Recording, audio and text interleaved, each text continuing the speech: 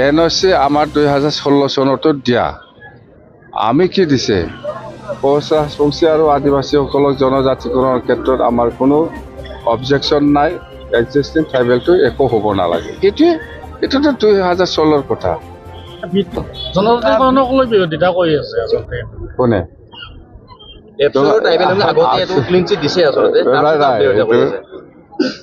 এইটোতো আমি কি কম, এইটো আস্তিকে ওলাই যাব। ট্ৰাইবেল সংঘ হওক বা আপচু হওক বা UPPL হওক, চৰকাৰৰ লগত আলোচনা কৰি কি ছিগনেল দিছে দিয়া নাই, এইটো গোটেই লাহে লাহে চবে পাব্লিকে গম পাই যাব।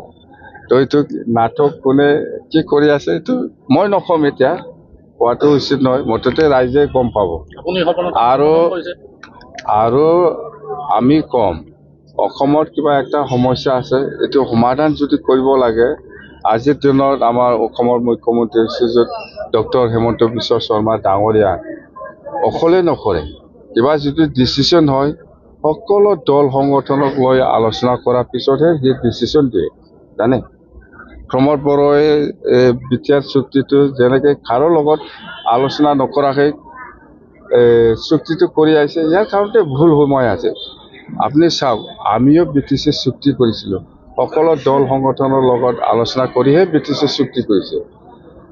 মই ভাবোঁ এই জনজাতিকৰণৰ ক্ষেত্ৰত আমাৰ অসমৰ মুখ্যমন্ত্ৰী ডাঙৰীয়াও অসমৰ যিমান দল সংগঠন আছে, ট্ৰাইবেল হওক নন ট্ৰাইবেল হওক, কোনোবা অসমীয়া হওক, কোনোবা ৰাজবংশী হওক, কোনোবা গাৰো ৰাভা, কোনোবা নাথযোগী, সব দল সংগঠনত আলোচনা কৰাৰ পিছতহে এই জনজাতিকৰণত কি কৰাটো উচিত, সেইটো নিশ্চয় আনইনমাছ ডিচিশ্যনত আহিছে। মই যিমান দূৰ জানো বা যিমান মোৰ লগত কিন্তু আলোচনা হোৱা নাই এতিয়ালৈকে।